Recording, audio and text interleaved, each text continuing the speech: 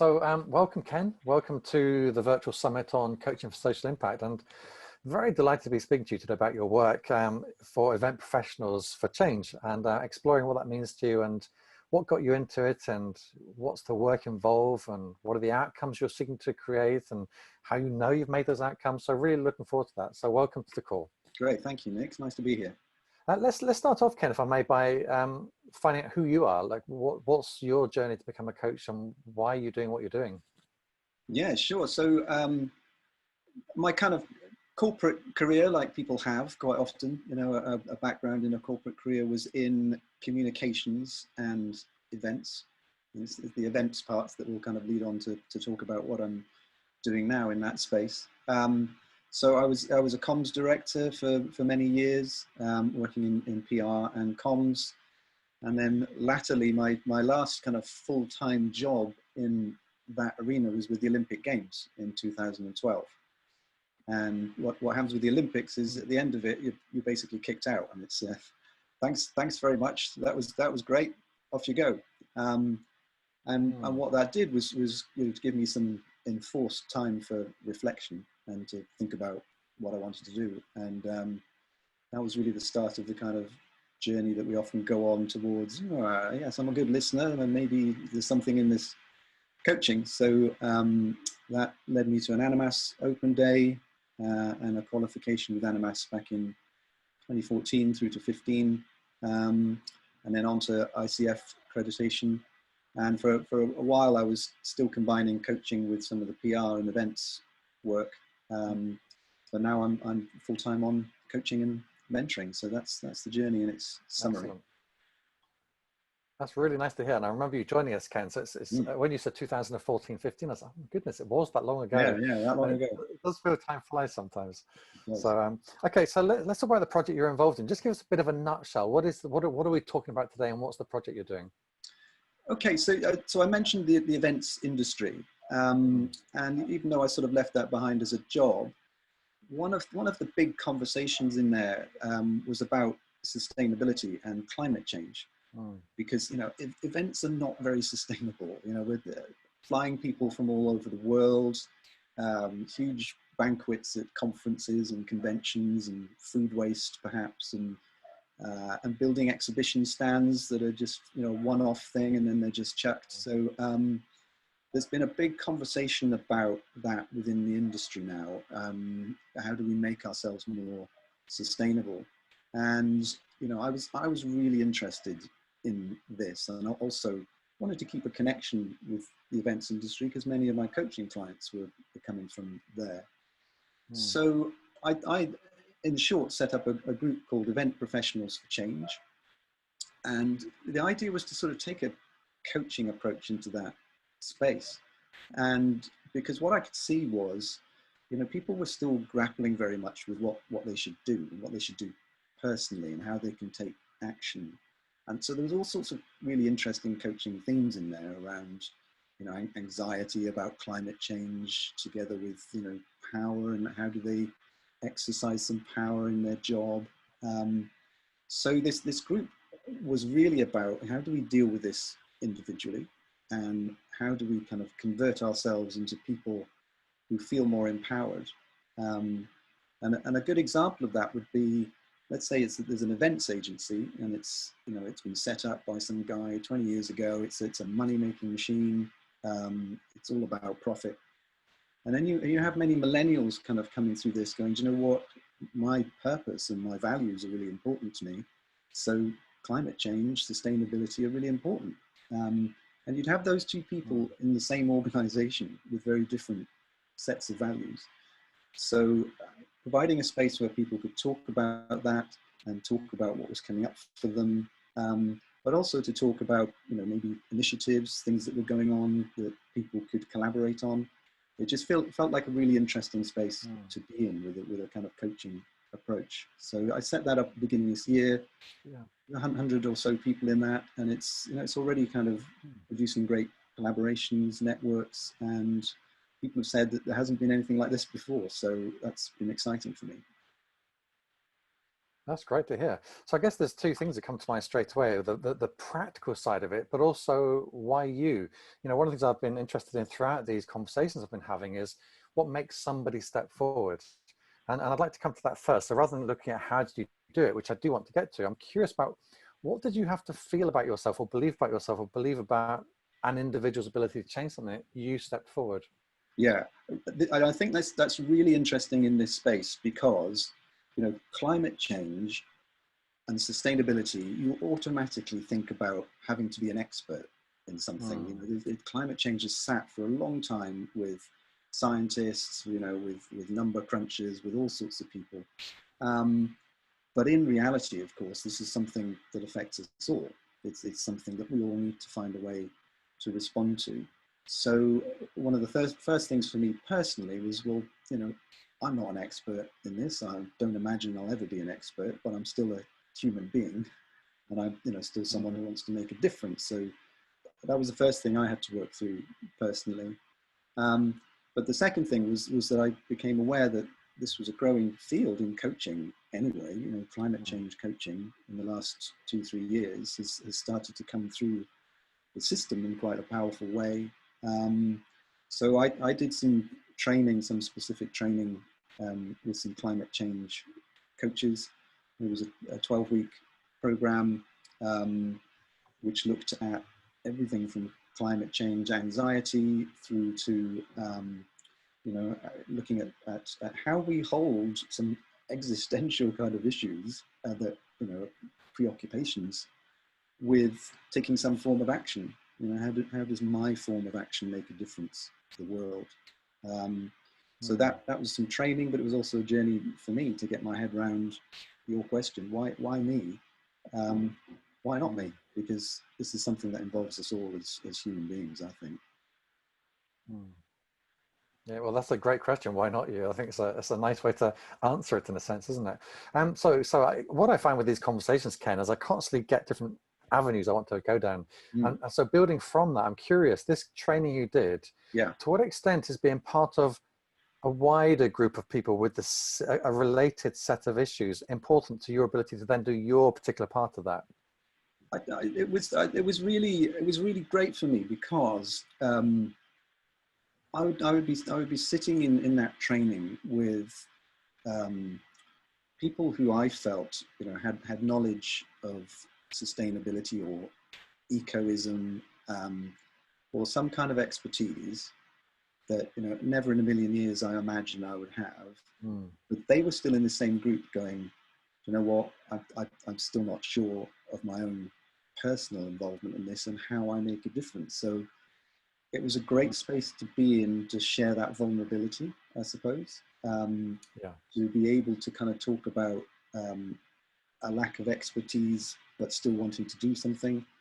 And what I saw in that was the power that coaching can bring to this. You know, it's like it was about helping people with anxiety. It was about helping people find more purpose, possibility, opportunities. So when you sort of take a coaching lens to what seems like a scientific issue, all of a sudden you're going, yeah, actually I can now see how, you know, what I've got and what I have to offer can make a contribution and can help. So that was really empowering. You know, the coaching stuff in some ways was, you know, if you've done the Animas diploma, or none of it would be unfamiliar. It was about the nuancing of applying it in this context. And some examples of that would be being really careful about judgment, for example, because you know, one thing that we all have is a concern about not being an expert, and therefore you might be caught out, and therefore the person who's coaching you may be judging you in some kind of way for not doing enough, for not you know, having solar panels on your roof or whatever. So, you know, there's some nuances in the coaching that apply specifically to this kind of area. It's fascinating. Yeah, I can imagine too that judgment thing comes in the form of, let's say, the company you talked about earlier with the guy that set it up 20 years ago purely for profit, and the millennials coming in feeling that they want to do something greater than that. And how do you make change with that business owner without creating a sense of judgment in that space? Yeah, and again, I think I could see immediately how coaching can and group coaching, for example, can have an effect in that, because within one organization you may be bringing people in with very different views, and you may be looking at how you hold those views and how you arrive at an ability to communicate with each other, respect each other's values, and and look at ways that you can sit in the same organization, do the same work, but equally meet each other's values at the same time. So again, bringing a coaching approach into that, I could see could be really powerful, because otherwise that conflict is going to sit there potentially for some time. Yeah. So let's look at the project in the practical sense now. So there you are, you did this training, you were inspired to do something within the profession you came from, and you created this group, Event Professionals for Change. And then you sort of said in a kind of throwaway sense, got 100 people. And of course, that process is not always as simple. And I'm curious, like, how did you get started? What was the process, and how did you get to those 100 people in a way that was meaningful rather than just like a bunch of people in a list? Yeah, so while I was going through my own journey with this training and just trying to feel my way around to your first questions about me personally, what's my role in this? What do I think? I started having some conversations with just 4, 5, 6 people that I worked with in the events industry, and just started floating this idea and just said, hey, what do you think? I think there's a space here for a coaching orientated group to look at our own personal reaction to climate change and sustainability working in events. So I had 4 or 5 conversations one-to-one, and people just started saying, great, brilliant, love it, because all of them felt they weren't expert in this. All of them felt a little bit guilty because they didn't know what to do or say. So actually having a space where that vulnerability or that ability to talk openly in a personal way, they thought was great. So it was a few conversations, and then I thought, okay, I want to take this wider. Ironically, it was just at the time that the pandemic started, and something in me went, "Ooh, maybe now is not the time, because it's also busy and events have been hit really hard." And I went back to those same people, had a conversation, and they said, "No, do it, get it out there."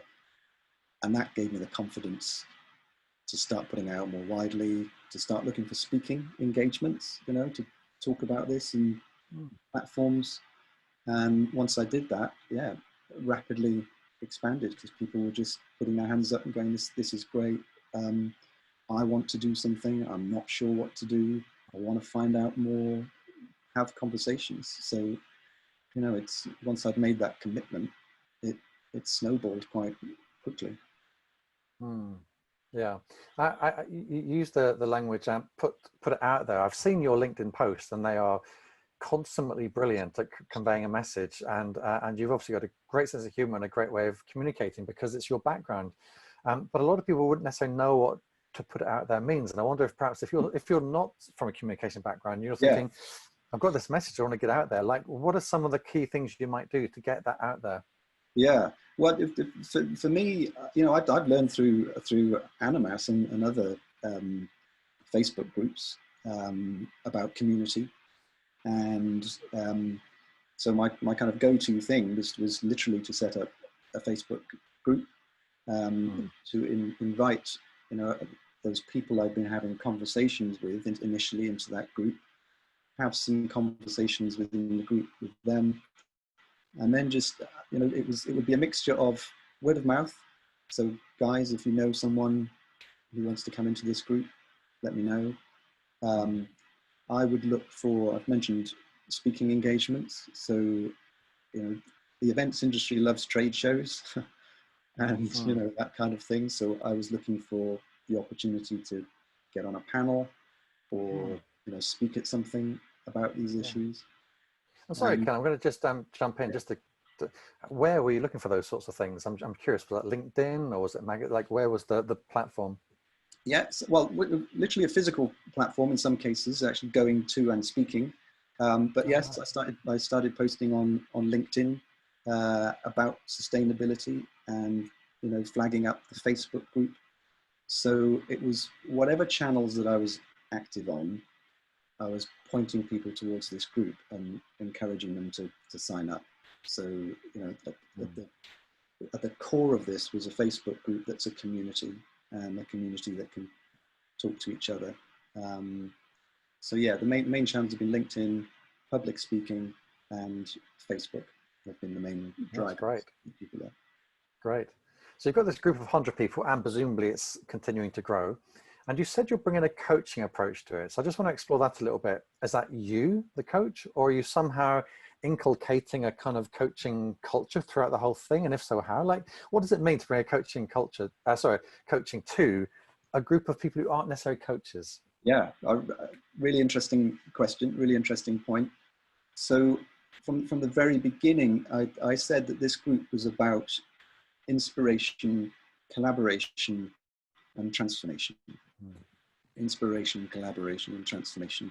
And by that, I meant, inspiration came from hearing from other people and learning what was going on and what projects were good. Collaboration was literally people could come into these meetings and network with each other and hook up. And the transformation it is largely driven by me, but it's me being in that space, being curious about people's personal reaction. So where people may be talking, strategically about a project or something, I might just try and bring something into that and just say, yeah, but how do you feel about it? What do you need? What is it that you would like to get to support you? Because a lot of people feel stuck in this kind of area because it's so overwhelming and they don't know where to start. They don't know where to begin. And I wanted those people who didn't feel like they had any knowledge to come into this space and feel encouraged to kind of join in, but also to be helped with unlocking perhaps some of those issues that might be holding them back. I don't know if you know this, Ken, but my first business was events. I used to run conferences on social policy. Yeah. So I do stuff on domestic violence and child protection and all sorts of stuff. Imagine I was still running that business and I went, oh, this sounds good. I'm going to look at how I changed my business by joining Ken's group. And I'm in your group.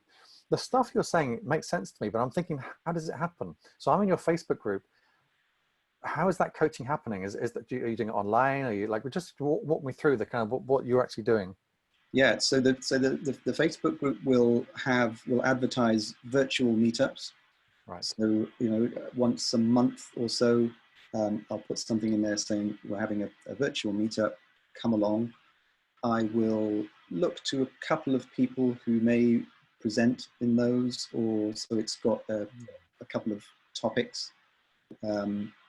So the last one, for example, someone had they've written a guide to how to be both sustainable and COVID friendly, which I think is really important for people running events. So she presented that and talked through it with people. There was someone else who'd been working on another project to provide a whole load of resources and training for event professionals on climate change. So there was a couple of speakers. So, I would say to you as someone thinking about this, come and hear what these guys have to say. But you may also, in the conversation, network with someone or see someone you think, oh, I'd really like to follow up with them. I'm really interested in what they're doing. Or you may find out you're not the only one thinking about something that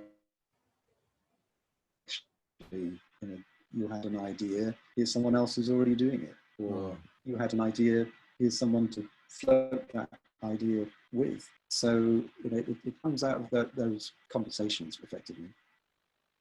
Yes, that makes sense. And in terms, so I'm just trying to think for a coach that's thinking of doing something impactful, and they're thinking, I must coach. It sounds to me like what you're doing is bringing more of a coaching ethos to a structure. And that Yeah. structure can also contain other elements, be that speaking, networking, learning from each other. Are you doing anything that's, I'm just curious, that's specifically coaching, for instance, action learning sets or something where you're doing individual coaching? I'm just curious, like how coaching shows up in a more deliberate sense. Yeah, I've been thinking about that, Nick. It's not something I think that happens now, because going back to your point that you made about turning up in a space with a whole load of people who aren't coaches, Yeah. I'm feeling my way a little bit on that. But now I've done a few of these meetups and got a sense of what people want. I can imagine doing exactly that. Taking with the Zoom breakout rooms, with getting people to think about or look at a particular topic and come back. So I can imagine some group coaching techniques working within that environment and working really well, because people turn up so positively, and they turn up so collaboratively that I'm saying that like I'm surprised. I don't know why I'd be surprised, but they are. But they are. People might be from competitive agencies. Yeah. They might be competitors outside of that group. But I do think there is an opportunity to kind of take some group coaching into that. I just haven't done that. No, but it's great that you mentioned that. Like, it's funny that you say you're surprised, because I also get that feeling of surprise too. But actually, you're right. We shouldn't be, because coaching is, if you think about it, coaching is just a natural human thing to do when that condition is created. It's not like you've got to completely rewire your brain for it. But I've been part of a mentoring group for many years where the people who come aren't coaches, but they understand coaching once it's happening. They understand the principles of it without having to kind of be taught, here's how to be a coach. So yeah. I think that could definitely work really well for you. Yeah. So in terms of the outcomes you're after, Ken, like if you were to say, for me to feel like I've made some difference with this project, what would you be looking at?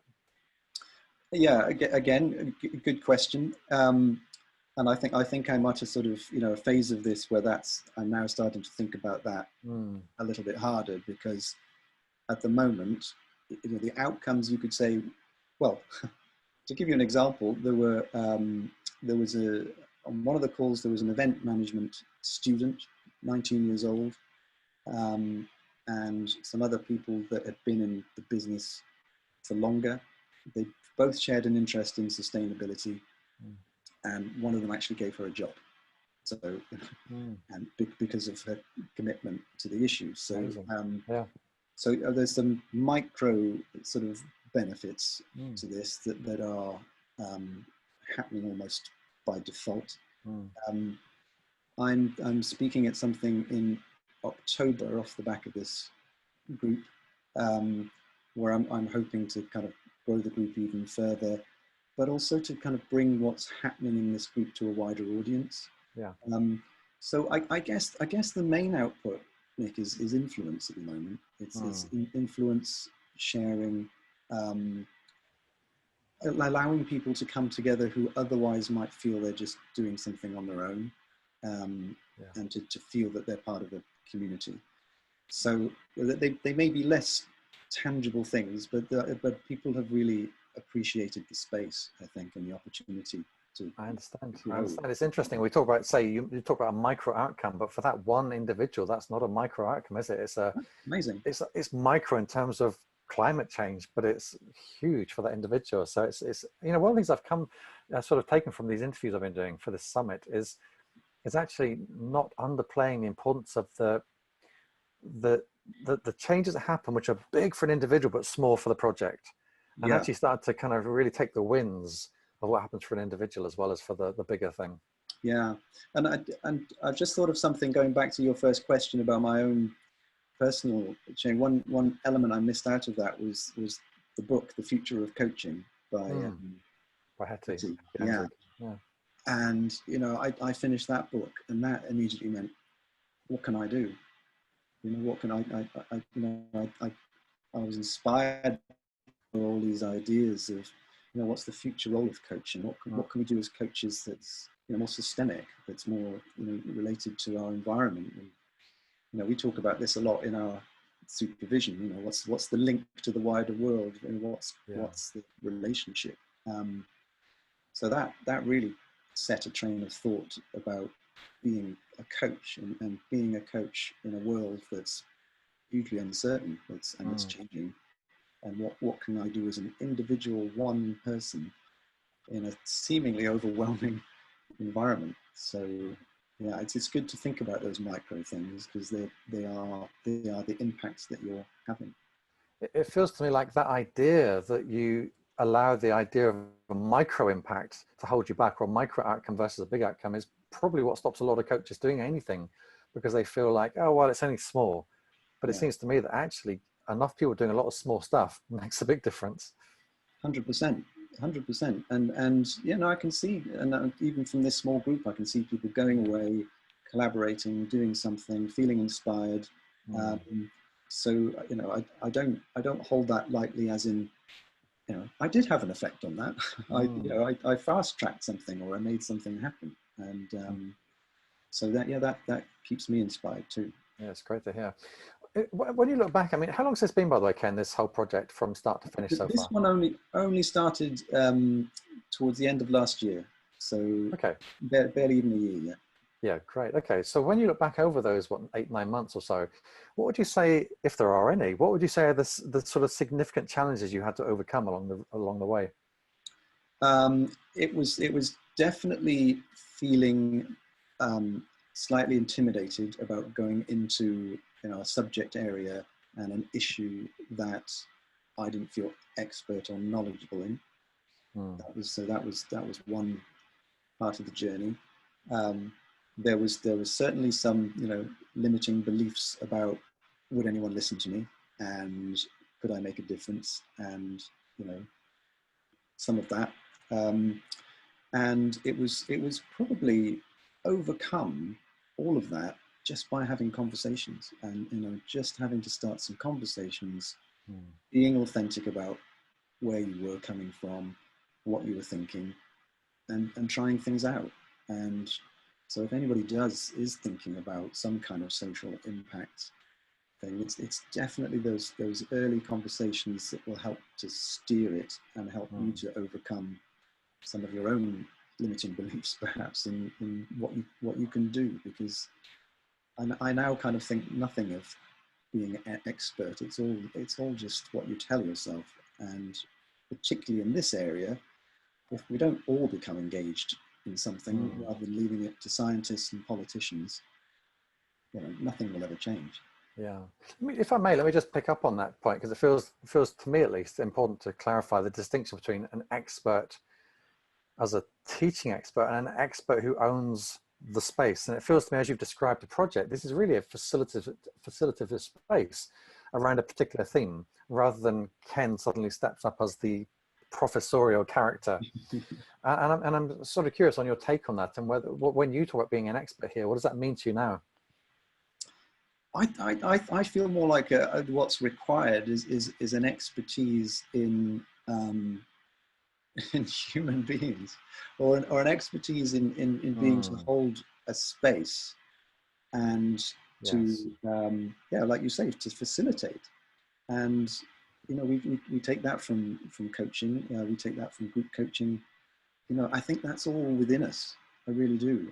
And if our ability isn't particularly a subject matter, or a topic, or issue, if we have those skills of facilitating and holding space, and being able to have difficult conversations if required, those are great expertise things to bring into a space. So that's now how I view that. That's where my expertise lies. It doesn't matter about the subject. Yeah, it makes a lot of sense. My own feeling is that when an expert becomes too expert, they really become an evangelist, and in many ways that can put people off rather than draw them in. Yeah, and I think sometimes that's what in this space. I was talking earlier about judgment. I think that's what people have expected quite a lot in the past. That someone's going to be taken to task if they're not a Greenpeace activist, or if they're if they don't know what the Kyoto Agreement is, and that I think has the potential for holding us back and for us not to think of Right. ourselves as human beings on the planet. Yeah, that's interesting. We had a conversation with Robert because we were talking about, you know, how do you create a community of action, a sort of a community of impact. And one of the things that he was sharing was that it's really about not taking the mantle of yourself, but being about how do I get the people to be that force.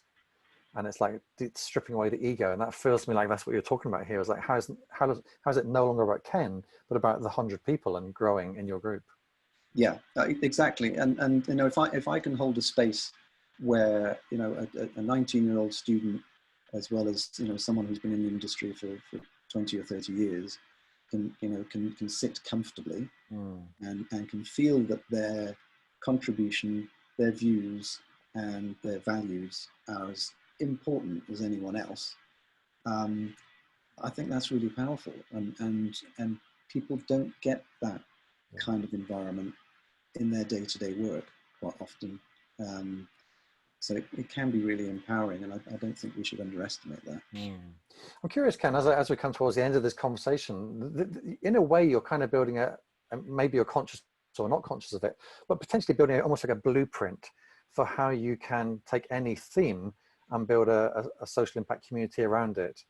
And I wonder to what extent you're having conversations with people from your training group that you went through, or other people who are not necessarily involved in environment, but potentially are having the same basic kind of question of how do I galvanize a group around a particular theme? I'm just curious on whether that's happening in any way. No, it's not, but you've just inspired me to. That's a really good thought. And yeah, and in some ways, this is the first time I've shared this kind of conversation. So it's really interesting. But you're right. I mean, these things, I think, you know, going back to Hattie's book, The Future of Coaching, how do we do this? You know, the inspiration I took is that, you know, you've got to do your own thing, and don't wait around for someone to sort of tell you how to do something. Just get out there and do something. And then, yeah, you're right. There's probably another stage now to sort of talk to other people about this experience, if they're thinking of doing something similar, because, you know, the confidence comes from knowing you've got coaching skills and knowing you've got the ability to facilitate and hold a space. That's where the confidence comes from. So yeah, there's definitely, I think, something I could do to kind of, you know, talk to people. I keep coming back to conversations because that's what it's all about for me.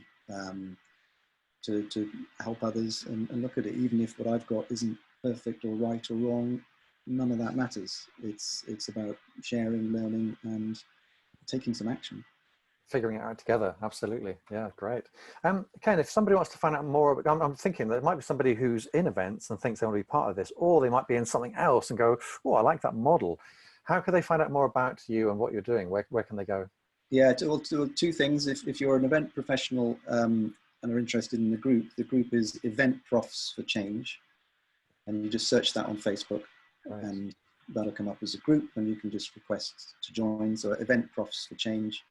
And as for me, just contact me through LinkedIn. I think that's, as you will have seen, that's where I'm most sort of active, and that's where most of my connections tend to come from.